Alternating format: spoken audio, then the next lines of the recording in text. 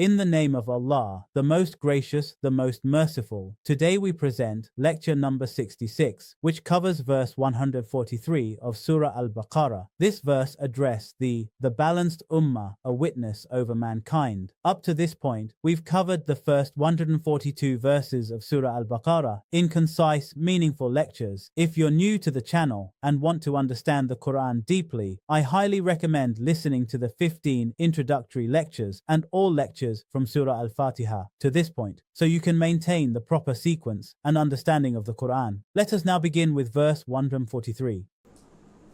Bismillahir Rahmanir Rahim. وَكَذَلِكَ جَعَلْنَاكُمْ أُمَّةً وَسَطًا لِتَكُونُوا شُهَدَاءَ عَلَى النَّاسِ وَيَكُونَ الرَّسُولُ عَلَيْكُمْ شَهِيدًا وَمَا جَعَلْنَا الْقِبْلَةَ الَّتِي كُنْتَ عَلَيْهَا إِلَّا لِنَعْلَمَ مَنْ يَتَّبِعُ الرَّسُولَ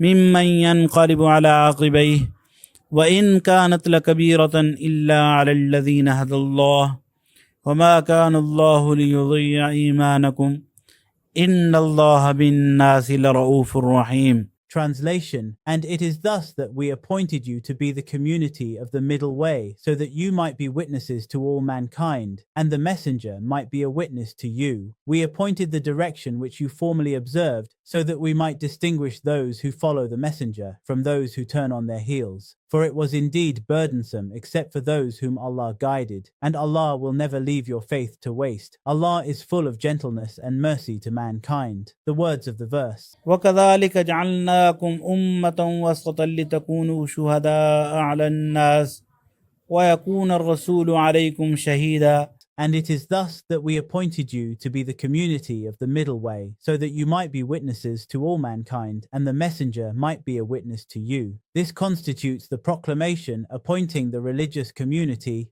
Ummah, consisting of the followers of Muhammad, to religious guidance and leadership of the world. And it is thus which precedes this proclamation contains two allusions. It alludes, in the first place, to that divine guidance which enabled the followers of Muhammad to know the straight way so that they could attain progress to the point of being proclaimed the community of the middle way, or the midmost community, or the community justly balanced. In the second place, there is an allusion to the change in the direction of prayer from Jerusalem to the Kaaba.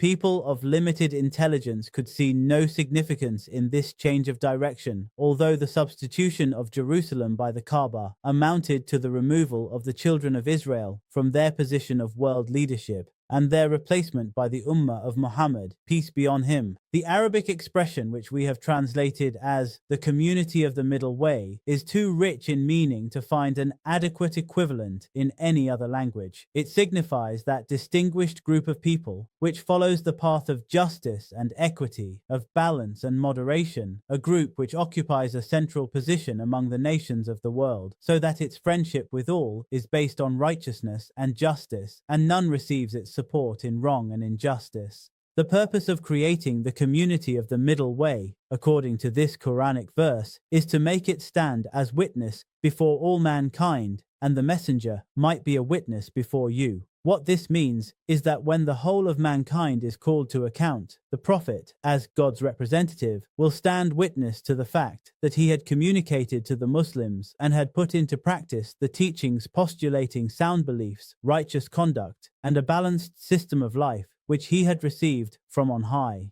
The Muslims, acting on behalf of the Prophet after his return to the mercy of God, will he ask to bear the same witness before the rest of mankind, and to say that they had spared no effort in either communicating to mankind what the Prophet had communicated to them, or in exemplifying in their own lives what the Prophet had, by his own conduct, translated into actual practice.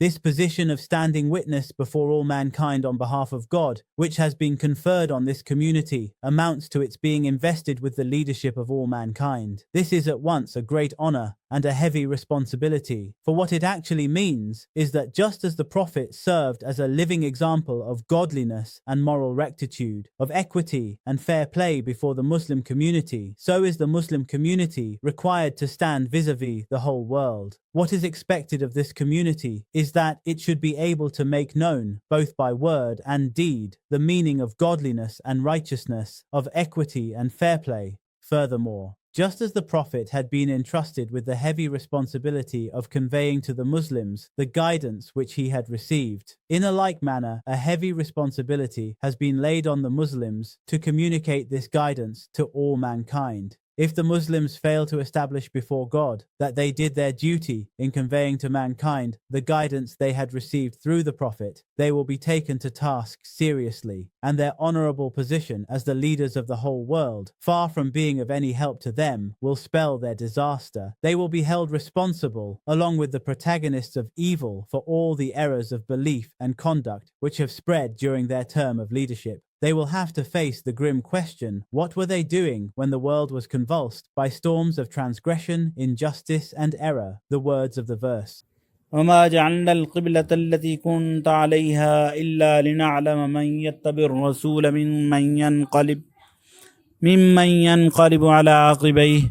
We appointed the direction which you formerly observed, so that we might distinguish those who follow the messenger from those who turn on their heels. One purpose of this change in the direction of prayer was to find out who was blinkered by irrational prejudices and chained by chauvinistic attachment to land and blood, and who, having liberated himself from those bonds, was capable of rising to the heights and grasping the truth.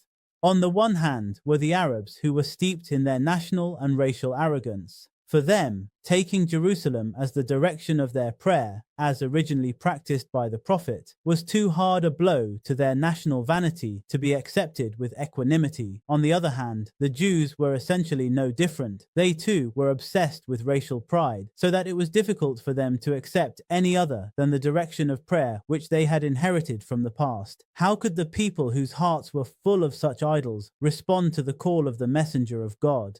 Hence, God saw to it that the worshippers of such idols were distinguished from the genuine worshippers of God by first fixing Jerusalem as the direction of prayer. This was bound to alienate all those who had worshipped the idol of Arabianism. Later, the fixing of the Kaaba as the direction of prayer led to the alienation of those who were engrossed in the worship of the idol of Israel. Thus, there were left with the Prophet only those who truly worshipped none but the one true God.